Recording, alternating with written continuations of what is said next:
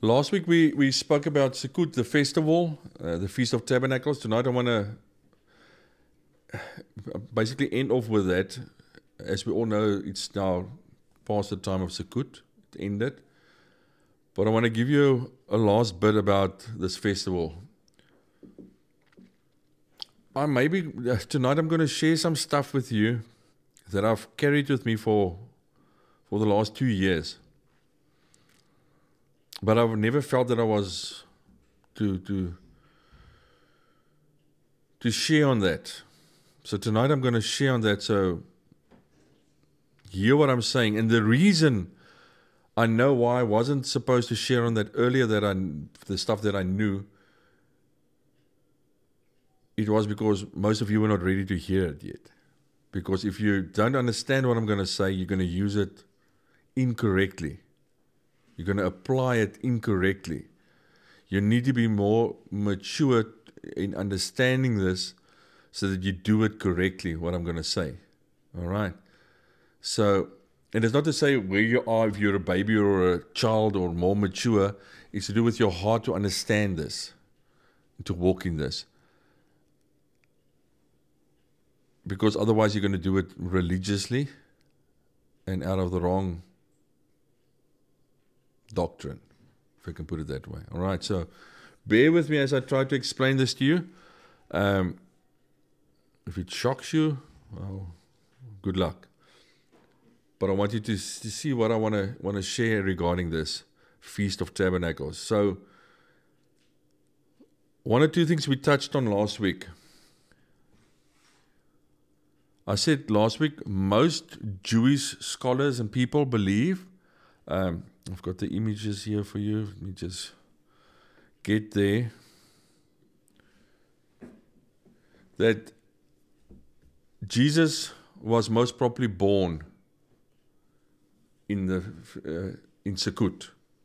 That's the date that makes the most sense. Just for a side note, that means he's born in September, and all people that's born in September are very good people. Just a side note, because that means he was also born in September. So, let's think on that. The 9th month, perfection. That's why. But yeah, just a side note.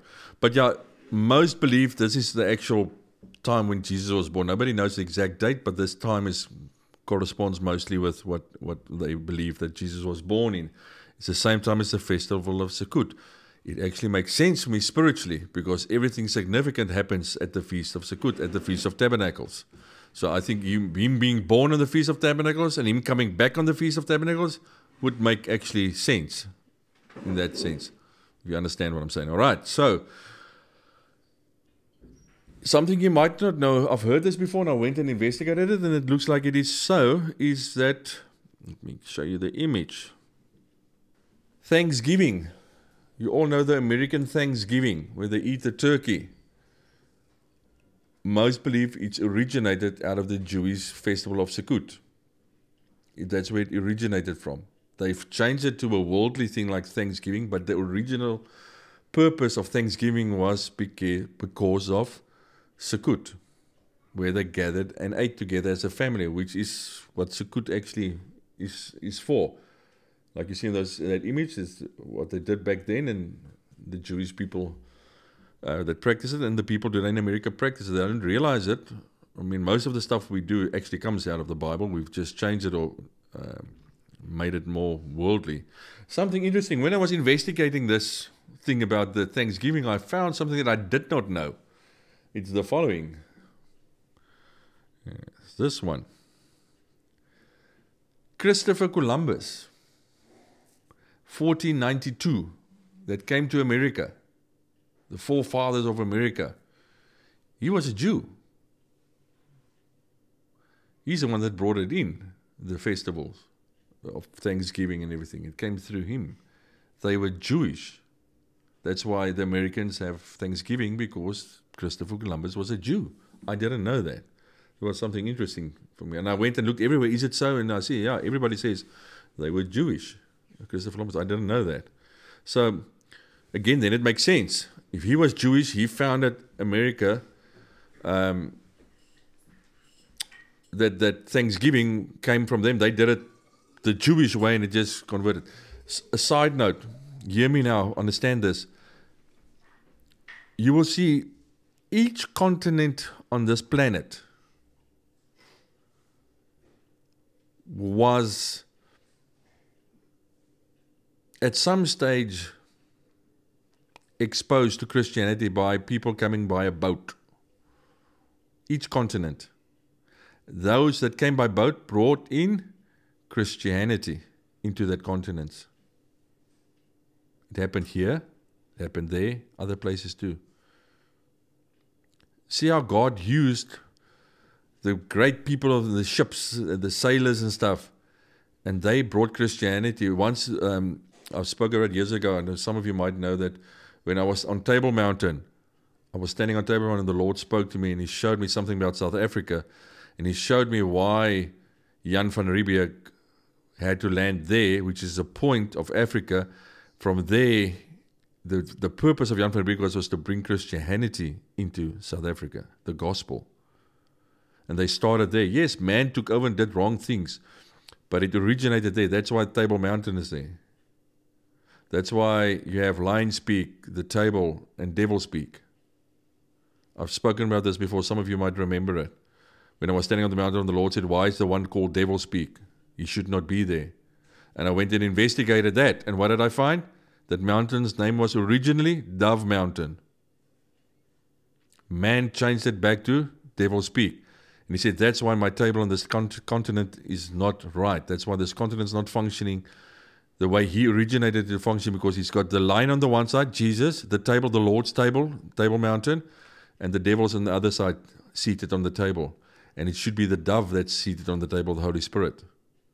But at the moment on this continent, it's Devil Speak. That's why things are not right in this continent. Man allowed the devil to take his place in this continent at the Lord's table. He's sitting at the Lord's table.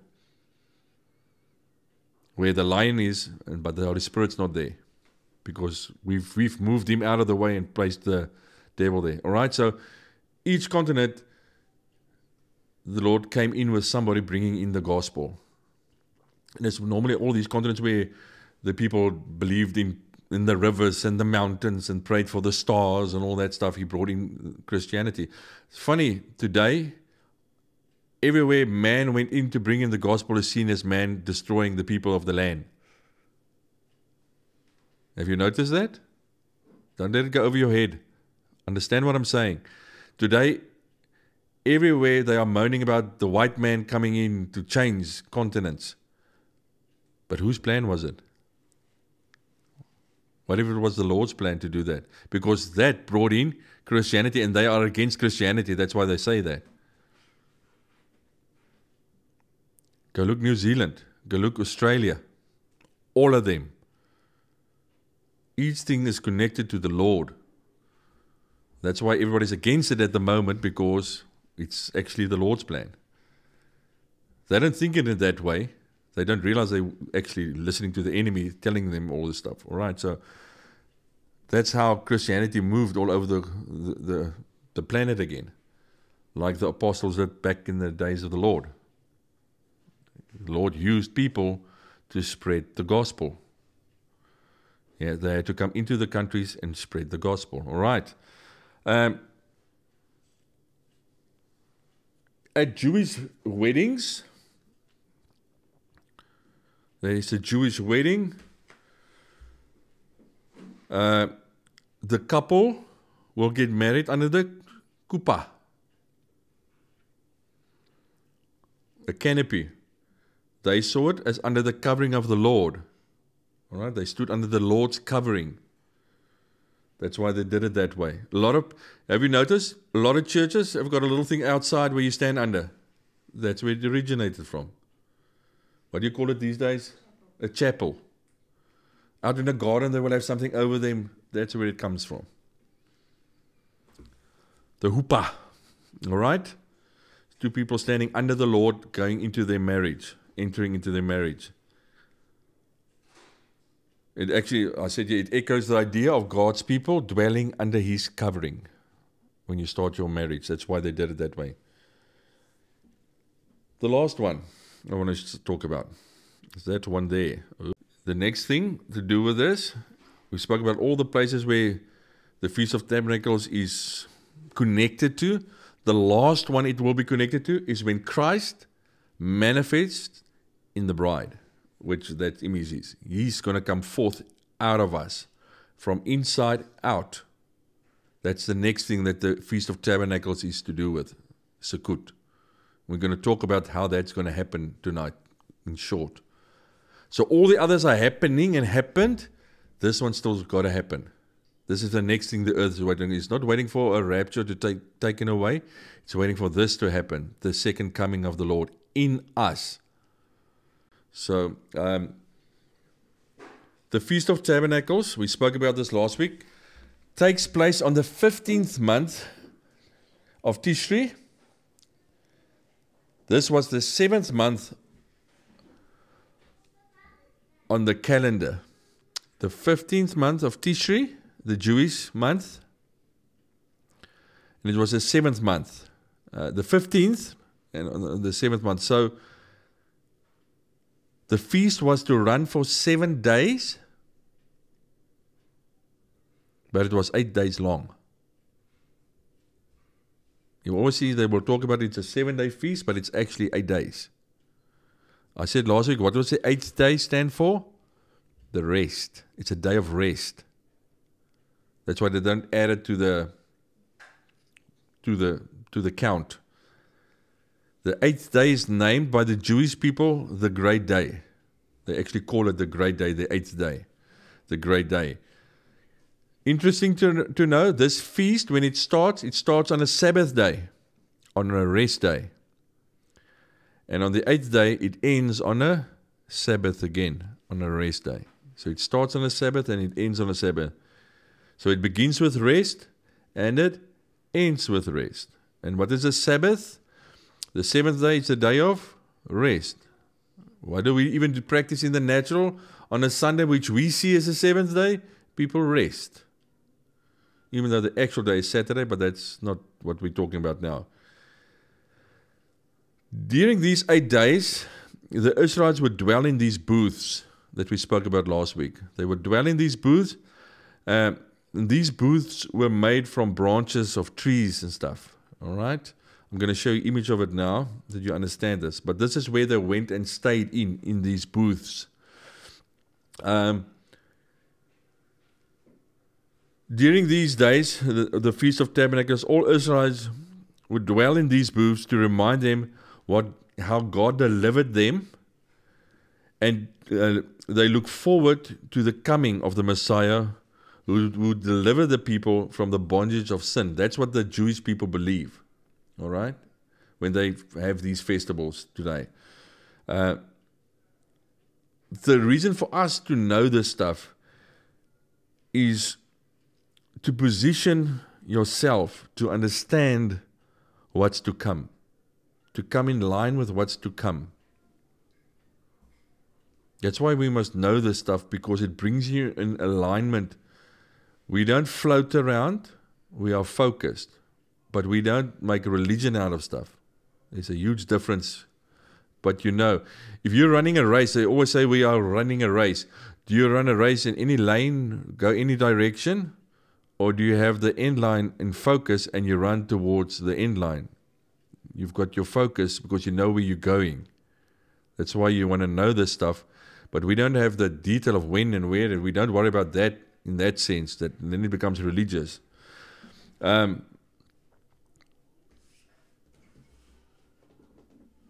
Before Jesus comes back for his people, he's first going to appear in his people to display himself. I'm going to repeat that again. People that don't know what we're talking about, this might sound weird to them because they're not going to have the language that we speak here now. But I'm saying here, before Jesus comes back to this earth, let me put it that way, you understand it even more. Before Jesus sets his foot again on the earth, because he is going to come back to the earth in person. But before he can do that, he's first going to appear in a people. The Feast of Tabernacles. So please, Jesus is coming back to this earth. You're not going anywhere. He's coming here. But before he can come, he's first going to raise his bride.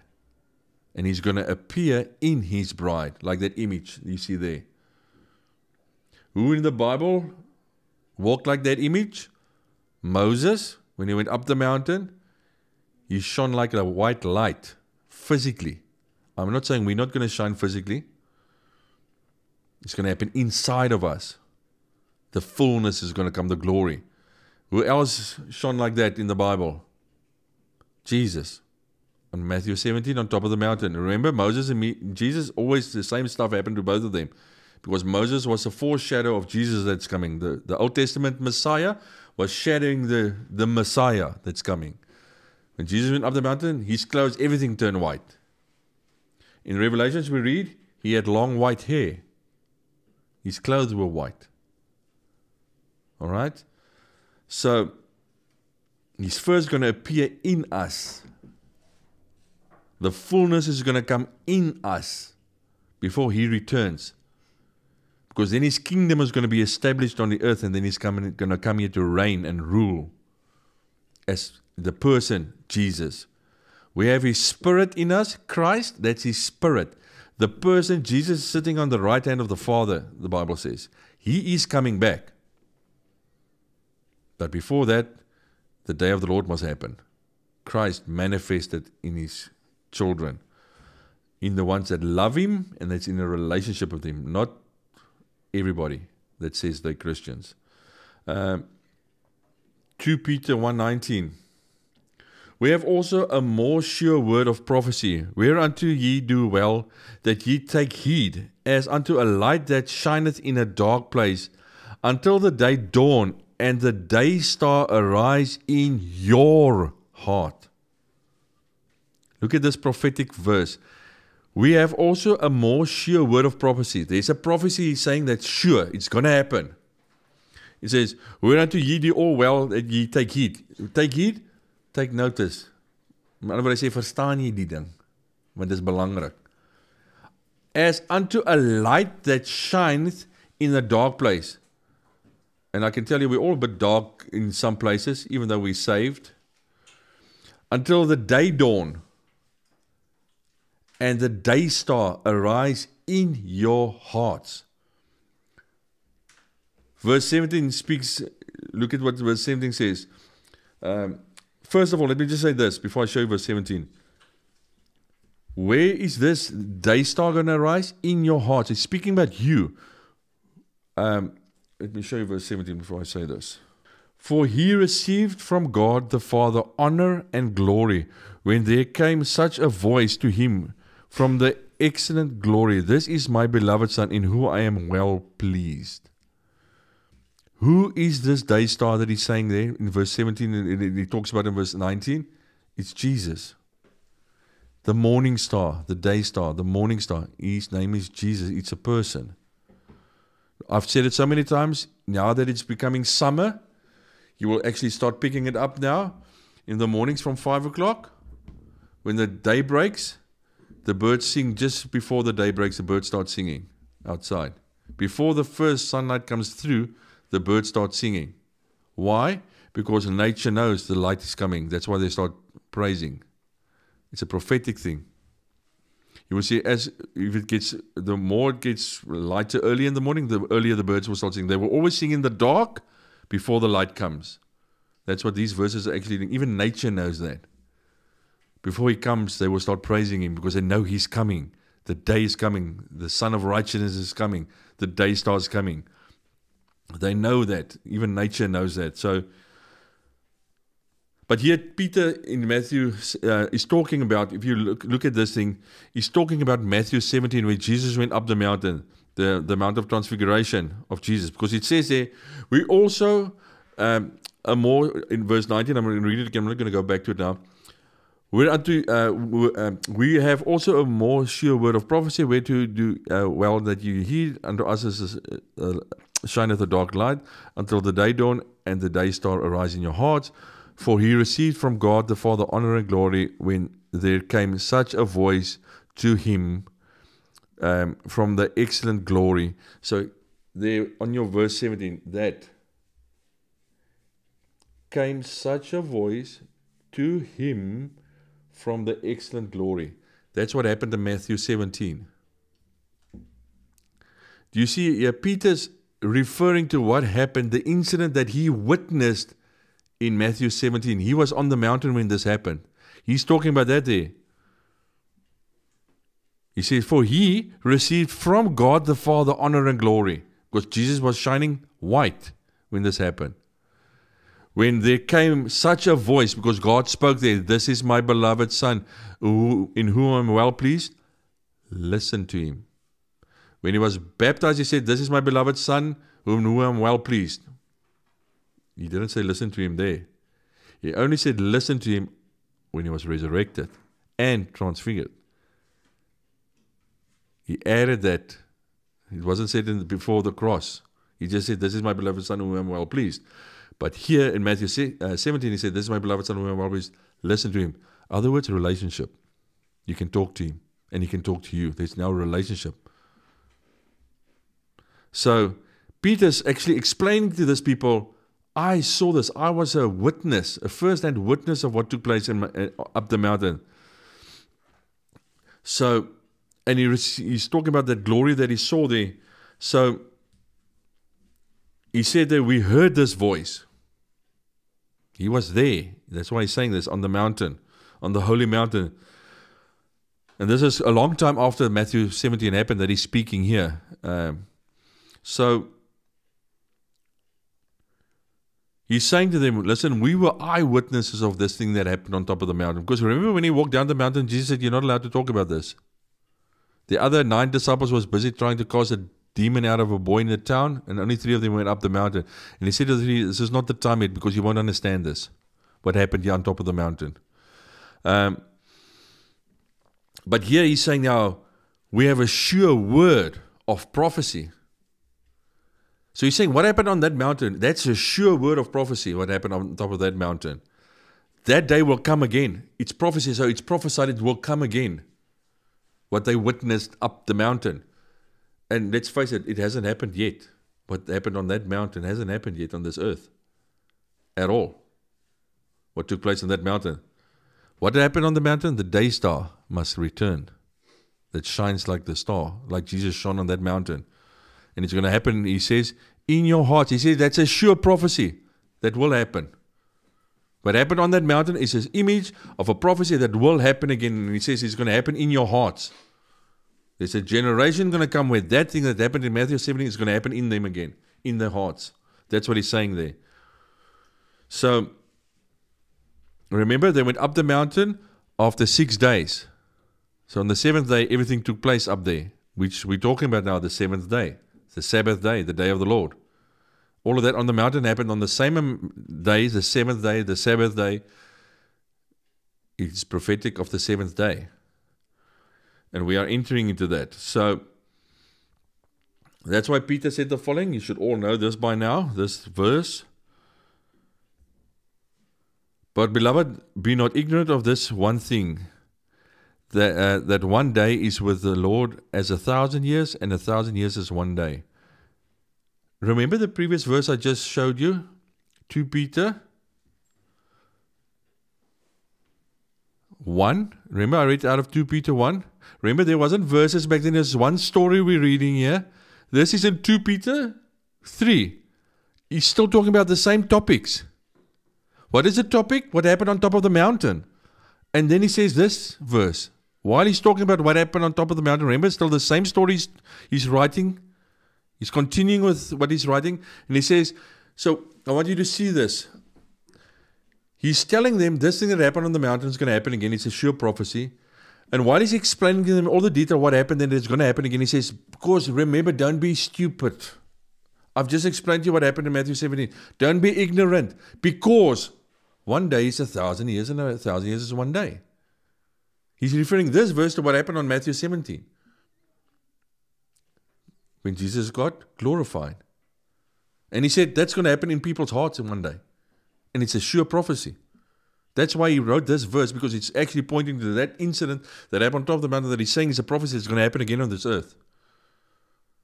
Do you see that this is not a random thing he just pulled out and said this thing. He's actually connected it to that instance on the mountain that happened, that whole incident that happened there. So he was actually following up what he said in 2 Peter 1 and 2 Peter 3. He's following up with what he said in 2 Peter 1. And he's actually emphasizing it so that you get it, that that's going to happen again. Because one day is 1,000 years and 1,000 years is one day. He actually says that you're going to receive his name on your forehead. It's funny, but we only look for the mark of the beast on our foreheads. But here it says his name's going to be on your forehead. And it's not going to be physically written on your forehead. It's to do with the mind of Christ. You're going to have the mind of Christ. It's in your forehead, the mind of Christ. That's why this following verse, which is one of my favorite verses in the Bible, emphasizes everything we just read here. Arise and shine, for the light is come, and the glory of the Lord is risen upon thee. In other words, in thee. For behold, the darkness shall cover the earth, and gross darkness the people. You can also look at it prophetically. You are a piece of earth. You're made out of dust. He says darkness will cover the people, because we are made out of dust, earth. And gross darkness the people. But the Lord shall arise upon thee. What will arise? Are you going somewhere, or will something happen to you? He says, the Lord will arise upon thee, and his glory shall be seen upon thee. You're going to receive something. And it's funny, it's the glory, and isn't what Peter just spoke about in 2 Peter? We just read about the glory, that they saw the glory coming on him there. And he says, this is a sure prophecy that will happen. And the Gentiles shall come to thy light. So you're going to have light in you because they're going to come to you. And kings to the brightness of thy rising. And please, this is not talking about you being special. It's about the one inside of you that's special, who is the light. Because remember, Jesus at one stage says, I'm the light of the world. And then he turns around at another stage and he says, you're the light of the world. But we're not yet. But it's going to happen. Because he's going to come in us. Then we are going to be the light of the world. We're not the light of the world now. Please. A lot of people say that we are the light of the world now. We're kind of not the light yet. We're not there yet. We are growing and walking towards that. But we are not there yet. It's funny, the people that normally say this stuff is actually more darker than light, but they always say these things. So, who are these that fly? Listen to this verse. Those that know my teachings will pick up something here. Who are these that fly as a cloud,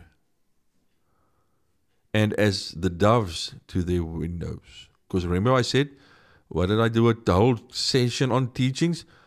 You are clouds.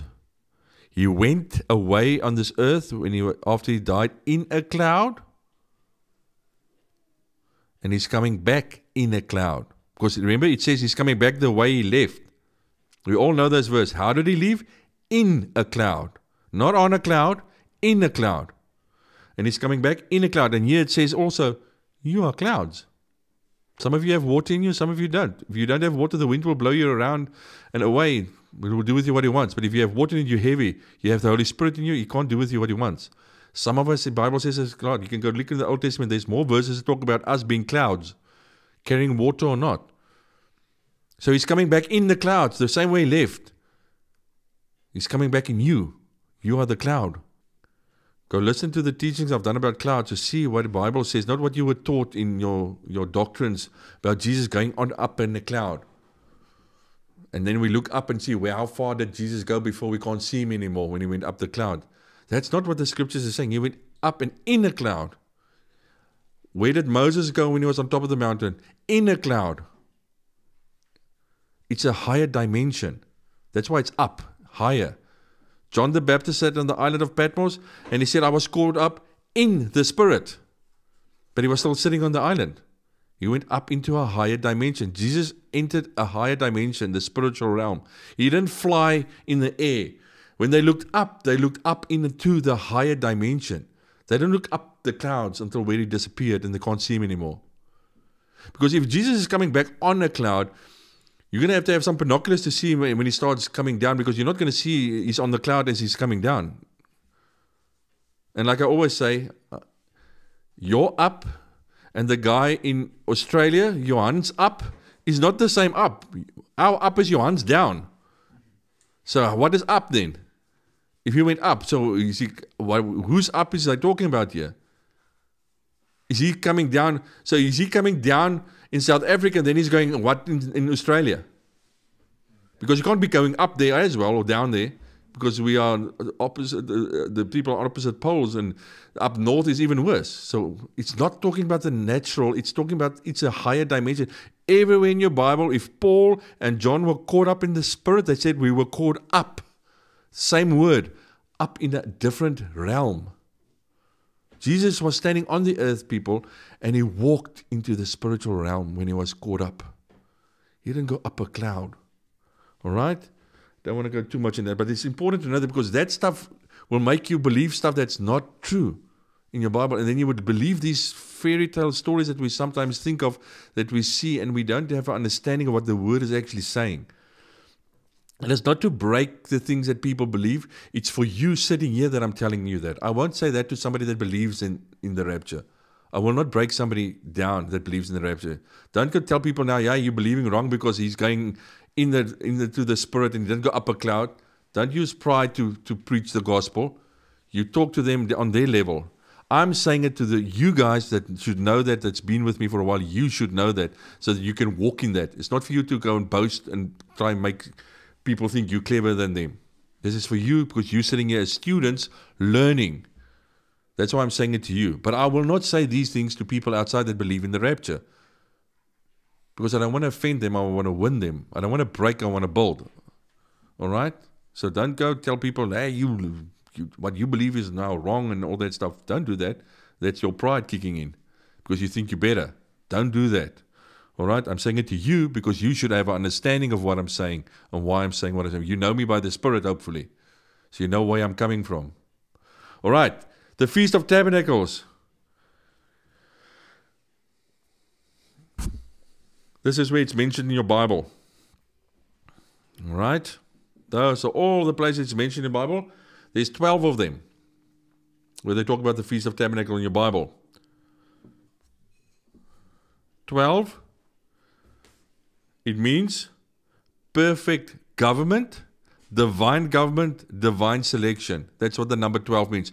12 disciples, 12 tribes of Judah, 12 tribes of Israelites, 12 stones on the high priest's plate. There's a lot of 12s in the Bible. It talks about perfect government. Because when those 12 things are in place, it's done godly. All right?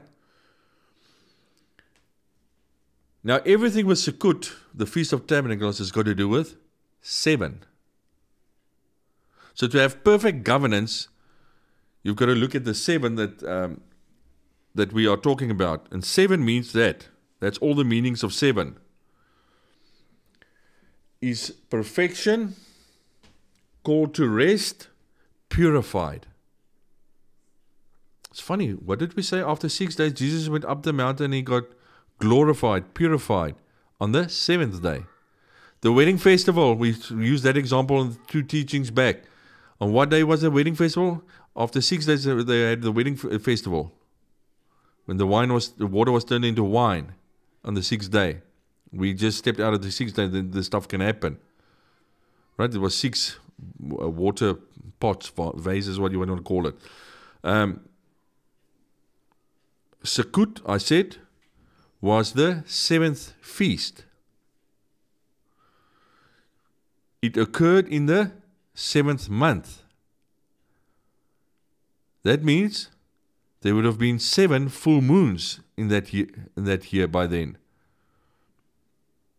It was celebrated for 7 days. Note I said it was celebrated for 7 days. The 8th day was the day they didn't do anything, they rested. Do you see how many times 7 gets used for the Feast of Tabernacles? Because it's mentioned, all these 7s, because it's to do with the 7th day. Remember, Peter said, 1 day is 1,000 years, and 1,000 years is one day. So, I said here, Jacob, you all know Jacob, bowed down 7 times in front of Isaac. I just wrote a couple of, there's a lot of these things in the Bible. The sacrifices that they did, the blood was sprinkled 7 times. Israel was punished 7 times for their sin. The Israelites, when they walked around the city of Jericho, they had to do it for 7 days, and on the 7th day, they had to walk around 7 times. Elijah prayed 7 times on Mount Carmel before a cloud the size of a man's hand appeared. I hope you understand that's a very prophetic thing that happened there. A cloud coming. What does a cloud do? It brings rain. And a hand, think about it. What is the number for forgiveness? Full forgiveness. 70 times 7, your Bible says. Full forgiveness. What will happen on the 7th day? We will be fully forgiven, walk in the fullness of Jesus. And there's plenty more. I've just put a couple of them on there. On Passover, the first festival of the 3 main festivals, the blood was painted on the doorposts. Remember, when the Israelites had to walk, they had to paint the blood. At Pentecost, the blood, which speaks about life, was the blood sprinkled on the people and on the stone tablets. They used that to do that. The blood was applied 7 times on the lid of the Ark of the Covenant at the Feast of Tabernacles. Perfection. 7, perfection. So hopefully by now you understand why I put a lot of emphasis on 7, because everything is connected to the Feast of Tabernacles with the number 7, because it speaks of perfection. When the perfect one comes back, which is Jesus, to make you and I perfect in His image, not your image and my image. All right, so the word Sukkot is a plural word for the word Sukkah. The word Sukkot is the plural word, the meervoud word of the word Sukkah. The word Sukkah is a booth. That image you see there. That's a Sukkah. It's a booth, a dwelling place. From Genesis, what's the first thing God said to Moses? Build me a dwelling place. I want to live amongst my people. And they built him the ark, the tabernacle and everything. Then they lost that and they built Solomon's temple, a dwelling place. And then the Lord saw to it that the Romans come and break the temple down 70 after Christ. 70 AD, the Romans came and destroyed that temple of Solomon. So then there was no place for him to stay anymore. Why did he allow the Romans to destroy the temple? Because you are now the dwelling place, not a building anymore.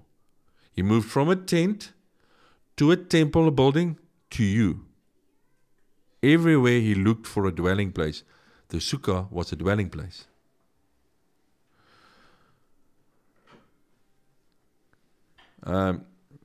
I saw now when I was doing all this research on this stuff, I see in Israel now in these times, you can actually buy a Sukkah, already made Sukkah. You can actually buy it there when the festivals comes. But most people build their own, but you can actually buy one that's done for you for their festivals.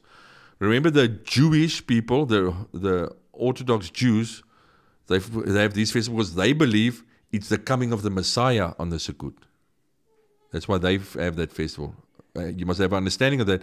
The Orthodox Jews believe on the Sukkot the Messiah will come. They don't believe in Jesus, the Orthodox Jews. They only believe he must still come. And they believe he's going to come there. That's why they have that festival. Christians believe it's his second coming on the Sukkot. He already came 2,000 years ago, and he's going to come again on the Feast of Tabernacles. All right? You must understand the two.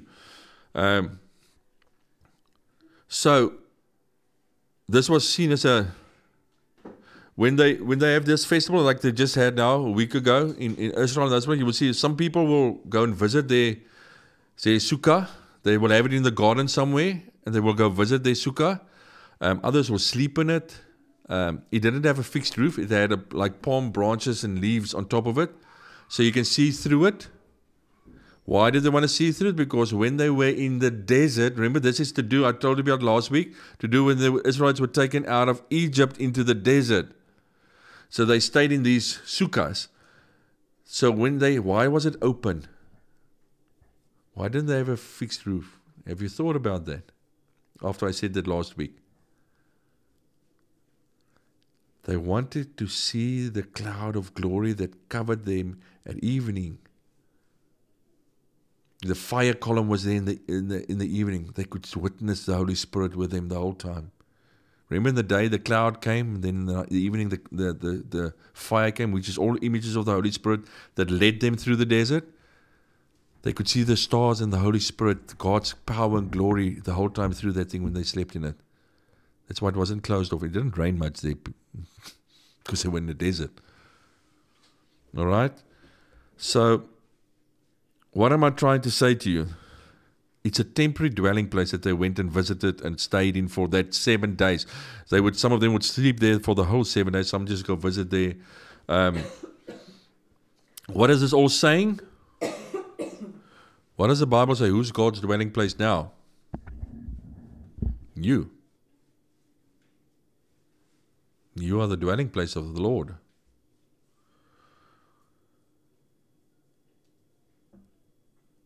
Remember both the temples that I just spoke about, the previous ones. Solomon's one, they all were dedicated. When they did the dedication opening of the temples, it was done on the Feast of Tabernacles on Sukkot. Both of it was done that way.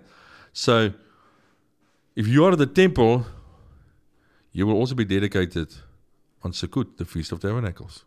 Same as the previous temples where he stayed. That will be on the 7th day, the day of rest. Now, this, as you can see on that image, there's not a specific way you build this. You can just have 4 poles with a couple of leaves on top of it. Some have solid walls. The main thing is one must be open. The one is open like that one, and the front's always open. And the rest can be closed off or half closed off, and the roof you must be able to see through the roof.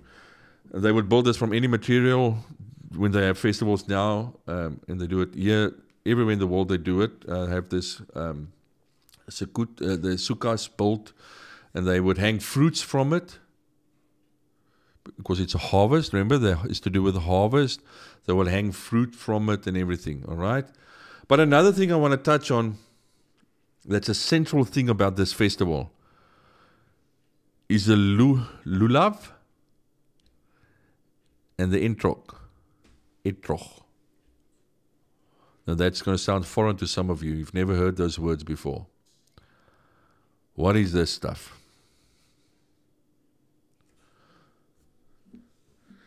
That's how it looks. The whole thing looks like, more or less. It's that image there. You see there's a couple of different things in that image.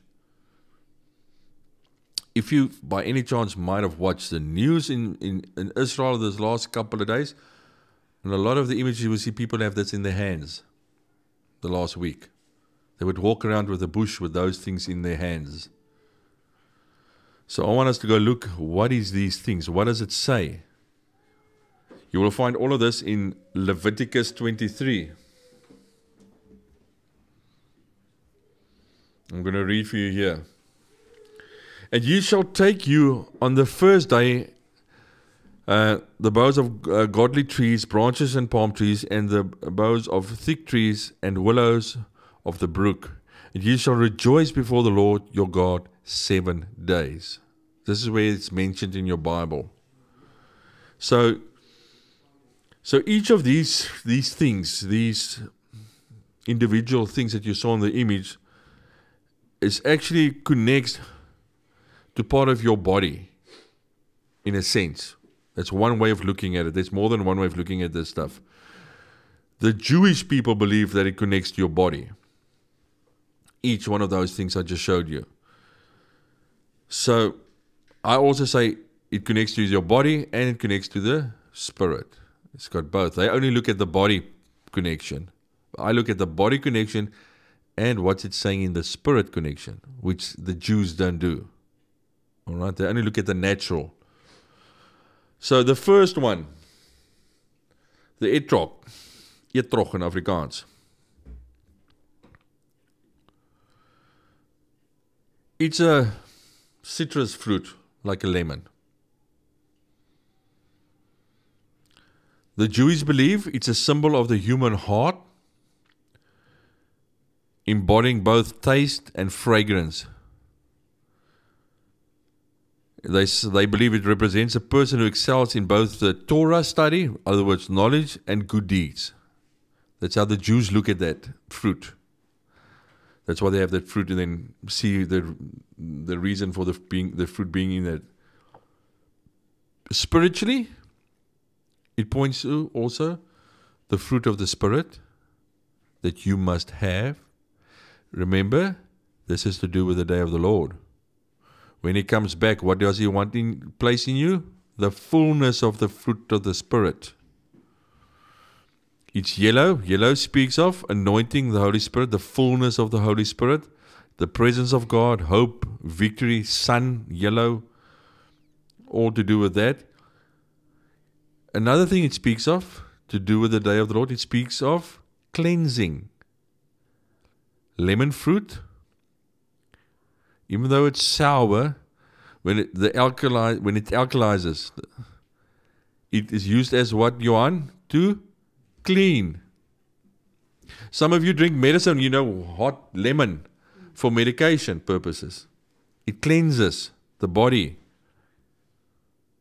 It's pointing to on the day, the Feast of Tabernacles, the day of the Lord, there will be a cleansing happening in you. There will be a cleansing happening in you. And where? In your heart, because they believe it's part of the heart. Where did Peter say? Is the morning star going to come in? In your heart. All right, so that's the etrog. I said here, spiritually it means, the etrog, we will have the mind and the fruit of Christ. We will be cleansed by Christ. All right, that's what that fruit represents. The next one, the lulav. It looks like a spine. It's a hard piece they use there. From what tree? The palm tree. It's used from the palm date tree. So, what is special about the palm tree? And I've done teachings on palm trees. Palm trees is pointing to the sons of God. Why? Because a palm tree is the only tree that can survive in a desert. Because a palm tree's roots will grow until it hits the water. That's why it can grow in a dry desert, because it gets fed from the spirit, the water. It doesn't have side branches. It doesn't keep itself busy with other stuff. It's just got one purpose, the narrow road to the top. What's at the top? The fruit. They say, the traditional people, they say there's 365 things they can do with a palm tree. Think of that. The palm tree is made out of what? Mostly water. Try and cut a piece of palm tree and try and carry that thing. It's mostly water filled with the Spirit, fully filled with the Spirit. That's what you must be one day, a palm tree. That's why it says on the day of the Lord you will have a palm branch in your hand. You're not literally going to stand with a palm branch in your hands. You are the palm tree. You must have the Spirit. Because if a storm comes, which is the only tree that will not be uprooted in a storm? A palm tree. You've all saw the videos on America when the wind blows and the hurricanes come. The only trees that doesn't get uprooted is palm trees, because their root system. When you are in the storms, you mustn't let the storm blow you over. You must stand in the storm. Get bent by the storm, but you don't move. You're a palm tree. Because why can you move? Because you've got the water in you. You're flexible. You've got the Spirit in you. There's a lot of things about the palm tree. That's why the palm tree is used in the Bible. It speaks about Sonship. What is the tree, the leaves they threw in front of Jesus when he walked into Jerusalem before he was crucified? Palm. And they say it's the same thing you're going to have on the day when he returns. Palm. It's talking about a type of person. A palm tree talks about a type of person. An upright, standing person that faced a lot of storms and they are still standing because they are filled and anchored in the Holy Spirit. That's the palm tree. This one, the Jews believe it speaks of a backbone, your backbone in the body. What does your backbone do? It keeps you upright. So it speaks about being upright. I said here, we will be righteous in the spiritual meaning of this. We will be righteous in right standing in Christ on the day of the Lord, mature. We will be the overcomers that will be willing to face all storms, and we faced the storms in our lives, and we went through the desert times in our lives because we only allow the Holy Spirit to lead us and feed us. Those are the ones that will stand up as sons on the day of the Lord. I said here, those palm trees are the people on the day of the Lord who has no side branches. In other words, no other agendas. They only have one thing, and that's to have the fruit of Him so that He can come and sit and enjoy your fruit which He gave you. Sons of God. That's the lulav, your backbone in the body. The next one, the myrtle branch. They say the Jews say the leaves are shaped like eyes. It speaks about vision. In the Bible, the myrtle flower that it has prophesies about peace, divine blessing, and spiritual renewal. It's an evergreen natural symbolizes eternal life and enduring hope. This is the stuff that they believe in this thing. While its ability to grow in barren places represents God's power to bring life and beauty out of disillusion. This is what the Jewish people believe of this myrtle branch. So their flowers got a nice smell to it. Here we will read in Zechariah 1 verse 10, and the man that stood among the myrtle trees answered and said, remember, trees speaks of people, a type of people. The type of tree speaks of a type of people in your Bible. Because your Bible says, you are like trees next to a river. You. All right? These are they whom the Lord hath sent to walk to and through the earth. Verse 11, and they answered the angel of the Lord that stood among the myrtle trees and said, we have walked to and fro through the earth, and behold, all the earth sitteth still and is at rest. I just put that verse in. There's a lot to say about this verse actually, but I don't want to go into that. This is just showing you how the myrtle is used to speak about something, about a people. All right? The myrtle. So, the myrtle flower, like I said, it's got a sweet smell. It's fresh. The branch, actually, that branch that I showed you there, they actually say the leaves. You saw there's got leaves on the side, short little leaves. They actually connect 3 to the branch. What does that 3 means? God's divinity. Father, Son, and Holy Spirit. Everything in 3 is godly. And that's how that the branch with the leaves looked on that thing. Everything is joined together like that. I said here, what does it say about the day of the Lord? About the Feast of Tabernacles when it returns? We will have the fragrance of Christ and the righteousness of Christ. All right? You will have spiritual insight, full spiritual insight, what the Lord wants to do. The next one, the last one, the willow. The willow. The negative meaning of a willow tree is the one that hangs because it's sad, but there is a positive one as well. There I said the leaves are shaped like lips or speech. That's what the Jewish people believe. They see its lips, the shape of the leaves. It's to do with, spiritually, what are you going to proclaim? What are you going to say, speak? On the day of the Lord, you're going to speak as an oracle of God. You're going to say what He tells you to say. It has a red stem with upright leaves. The leaves are very smooth, they say. The ones there in Jerusalem are very smooth. And they believe it speaks about everything that will be affected in us on the Lord's day. All right? You're going to have all of that in you. In other words, you're going to speak what He tells you to say. You're going to proclaim His kingdom with your lips, your speech. Another important thing about a willow is it grows where there is water. You will always find them where there's water, where there's the Holy Spirit. Same thing as a palm tree. So, I said here, spiritually, it speaks of a people who are fed by the Spirit, fed by the water as this tree is fed by the water.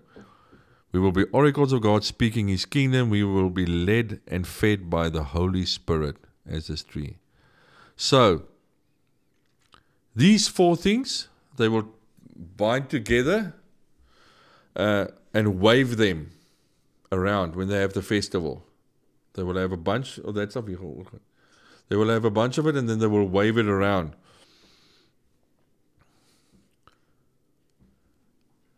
They will wave it in all four directions. All four directions. The four means completeness, everything creation, everything included, other words. Creation, the fullness of creation. It speaks of that. So here are the ones we can look at. First one, the seasons. Summer, autumn, winter, and spring. 4. You remember you're waving this now. That's how they would do that. The next one is the elements. Earth, air, fire, and water. Next one, the days. Morning, noon, evening, midnight. The last one, regions of the earth, north, south, east, and west. See, everything that was created and done was in 4s. You can even go the 4 rivers in the Garden of Eden. There's a lot of things. There's still a lot of things there. I just want you to see why they're waving the 4s, to have the completeness of everything, of the creation, everything, that when they do this stuff. All right? So, Romans 8 says the following, in connection with what I just said now. I want to show you here. For we know that the whole creation groans and suffers the pains of childbirth together until now. And not only this, but also we ourselves, having the first fruits of the Spirit, on that day we have the fullness of the Spirit. Now we only have the first fruits of the Spirit.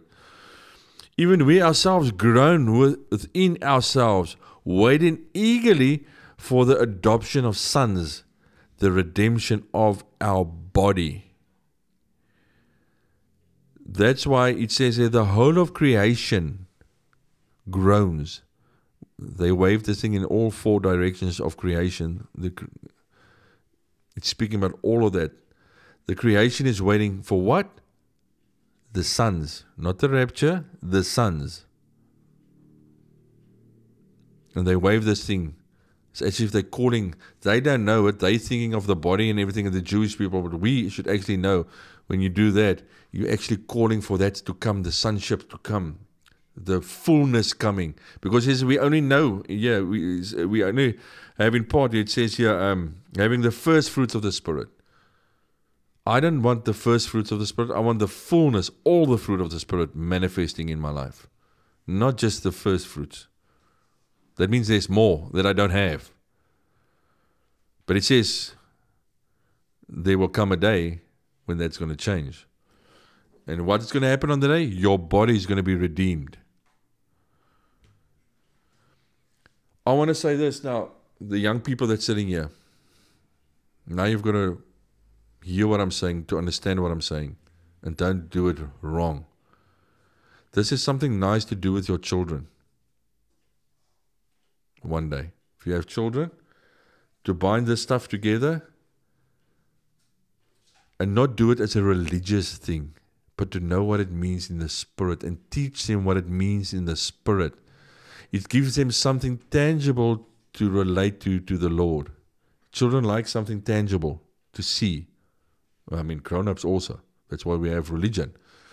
Because we want to go to a nice building and with nice windows and nice chairs and all music and all that stuff. But make it something beautiful. Let your children do that on this festival next year. You've got a whole year to prepare your heart for that. So you don't do it religiously. That's why I said I didn't want to talk about this thing before, because you've got to understand this. What does this truly mean? You don't do this to say that this is for your body and that. You say this because, Lord, I'm calling on to have the Spirit of the Lord, that my children will have the Spirit of the Lord, that my children have your vision, will be upright in you, Lord. We will stand upright in you. All the meanings of those things in there will have your vision, your righteousness. We call on that, Lord. Let that day come.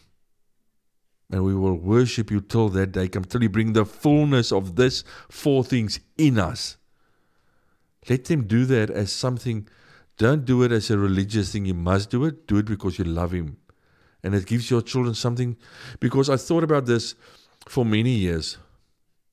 And I never wanted to say it, but why do we allow our children to take part in all these festivals of the earth with tangible stuff, buying them a little chocolate bunny and a Father Christmas and all this stuff, but when it comes to the Lord's things, we don't show them anything. We don't do the festivals because it's told to us to do, because you don't have to do the festivals. But if you do it because you understand what it actually means. Because in your Bible it says you must understand the spiritual meaning of the festivals.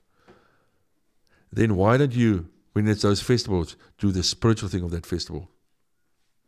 You can have with Sukkot.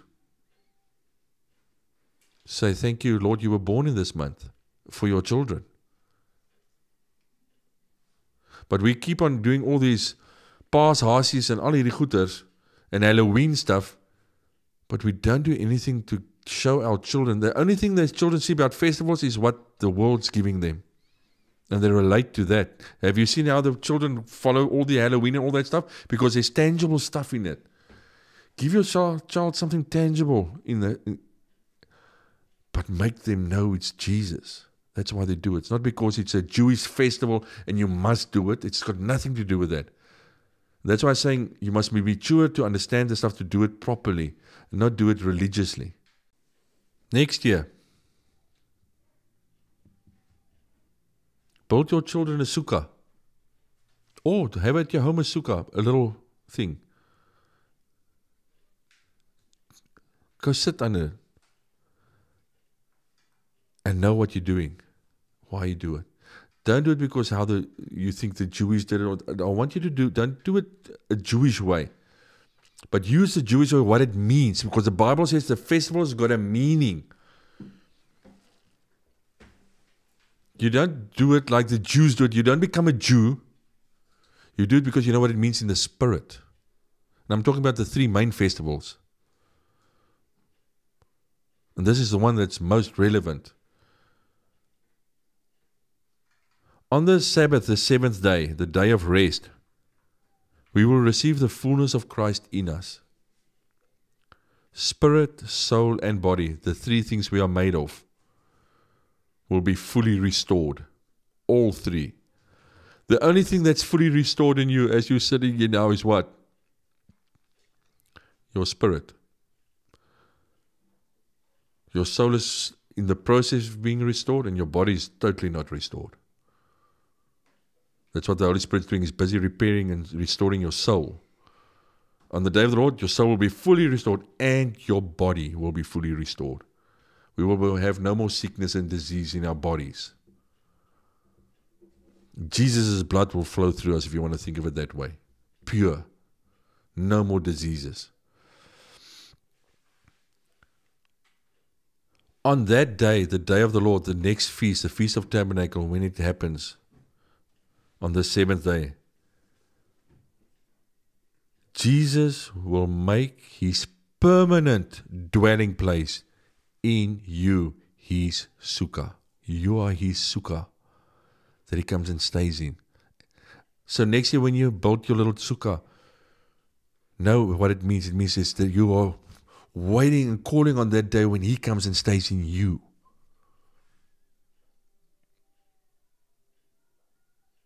It's him coming and making his home permanently in you, like they did it back then. What did they look at? The Holy Spirit, him.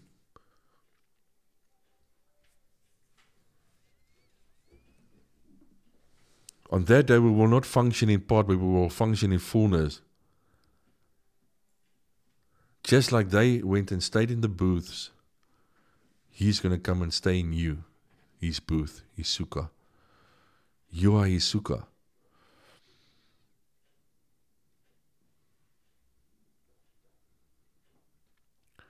This festival in the Bible's time were not done in the temples. It was done outside in the streets. Even today, if you look at where they do it outside in the streets and open areas. They left the place they knew, the temple and everything that was done outside in the streets. Where's the next festival going to be? Outside in the streets, not in the system. It's not going to be in the religious system. Same as back in the Bible. It's outside the system. It will take place on the marketplace where jou tekkie die teer slaan, daar buite. That's where it's going to happen. Ordinary people that's not stuck to religion. He's come and stay in them so that he can use them. It's always outside. They had to go outside to do that. Have you noticed in the Bible, every time the Lord does something, he does it outside the system. When Jesus was born, the wise men went into the city. Did the star follow them into the city? It waited outside the city. When the wise men walked out, the star moved again. It's always outside the system, the religious system. How many times did Jesus function outside the cities? Did miracles outside the cities? It's saying something. It's not in the structure, in the religious structures. All right. And that's unfortunately why religion, mainstream religion, struggles to understand the spiritual truth about this festival. Because they think everything's going to happen in them, in their systems. Remember, we spoke about it last week. They think the revival is going to happen in their church, in their system, in their denomination, in their congregation. They have all these sayings that they have. Oh, we're going to have revival. No, it's going to happen outside, in the broken and hungry people that loves the Lord.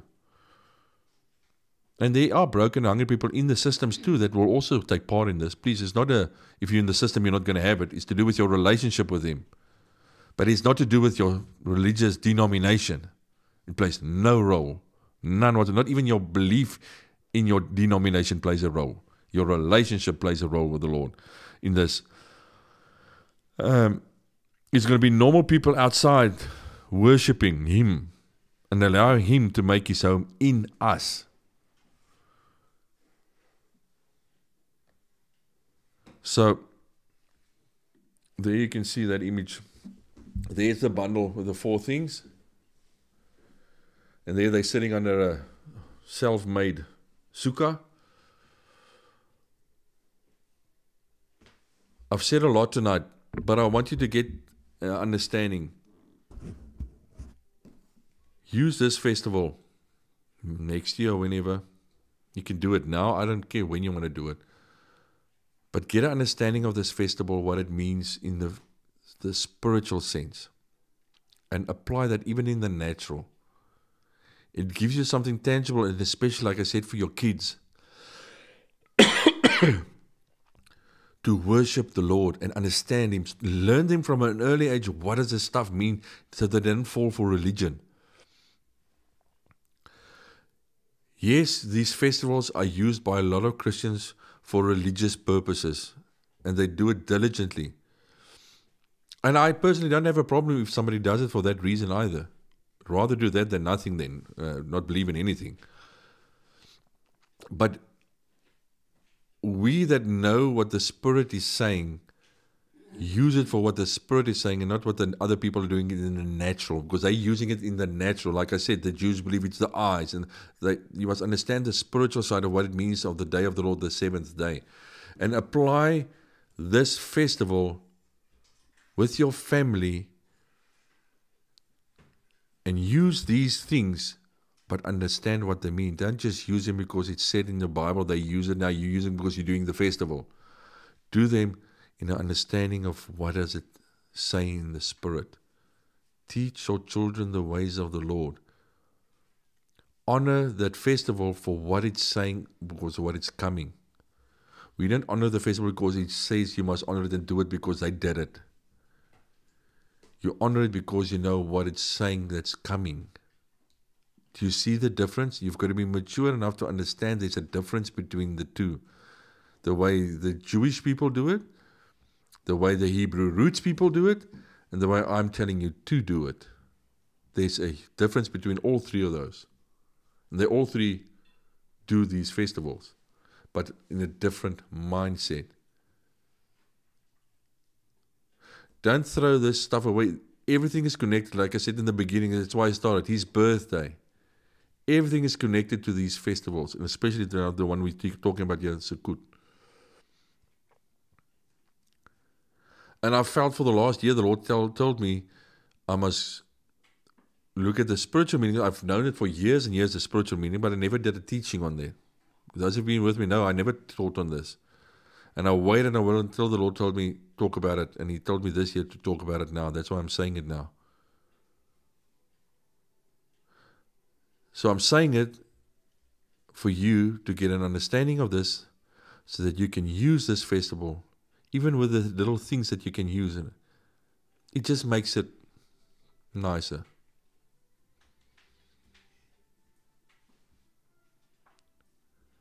It's even like, you know, when you Friday, when it's the, what do you call it? Shabbat. Don't do Shabbat because it must be the Shabbat and it's the 7th day. If you want to do Shabbat, when you want to do it, know the spiritual meaning of it and do it for that reason. Go buy your little challah bread and know what that bread means. Don't do it because it's a Jewish thing. Do it because it was a Jewish thing in the Old Testament, but you must understand the spiritual thing of that thing, like everything else in your Bible. Everything in your Bible in the Old Testament speaks about Jesus.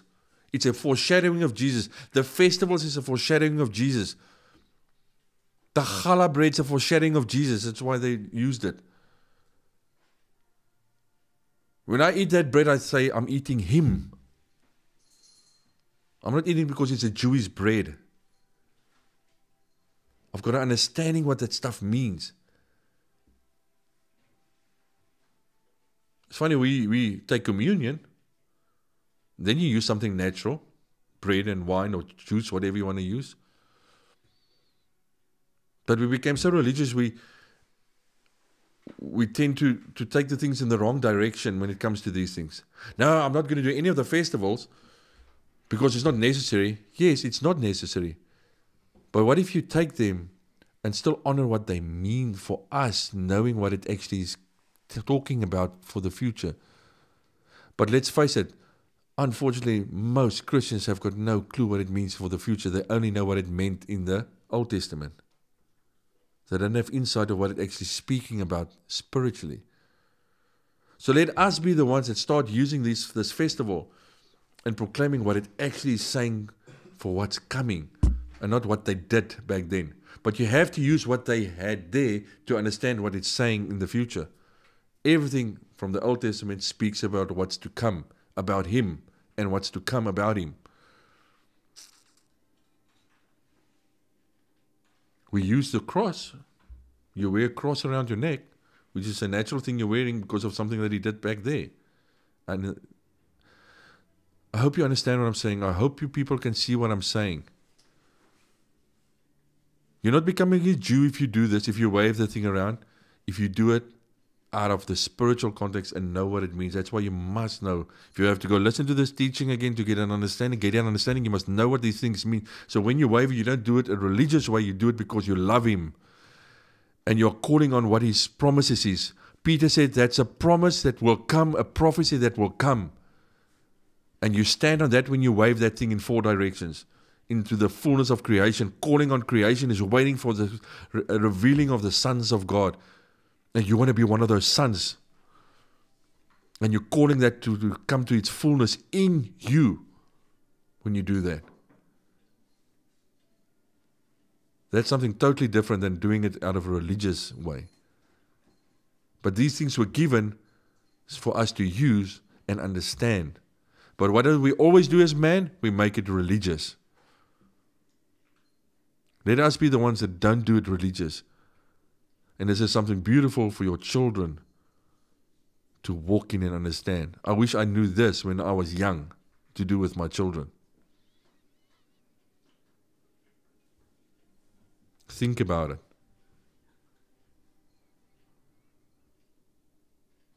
Children want to see and feel stuff.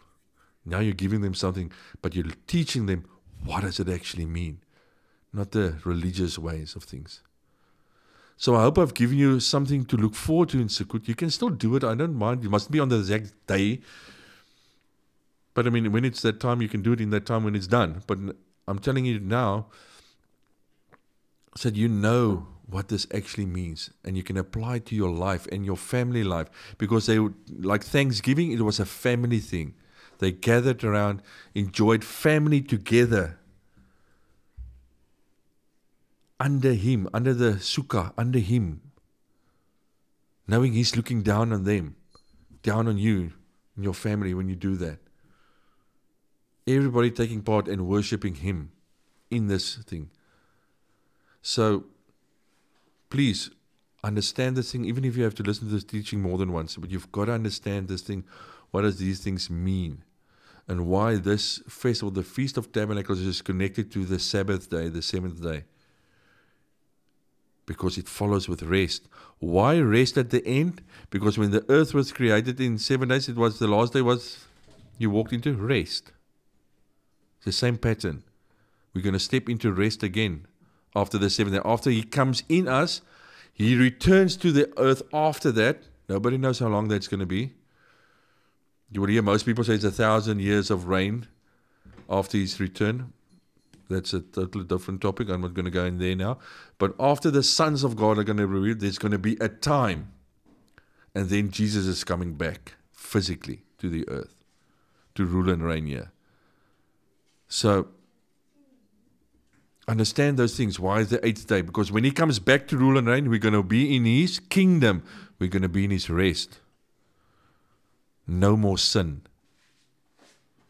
His kingdom on the earth. No more devil or demon on this earth. His kingdom to the fullness on the earth will happen on the 8th day. That's what we're going to live in on the 8th day. So look forward to it. And if you want to or don't want to, it's your choice, but there's something you can use, something tangible that your children will enjoy. You will even enjoy using it if you want to. But use it spiritually, not only in a Jewish way. The Jewish way was beautiful when it was done in the way it was done, but now we must understand it spiritually and do it spiritually. I'm not talking down on the Jewish people. I'm not talking down on the Hebrew roots people. I'm telling it to you that's sitting here and that listen to this stuff so that you do it in the spiritual way. Those that do it in the natural way, don't tell them they're wrong. The Lord must tell them when to change it, not you.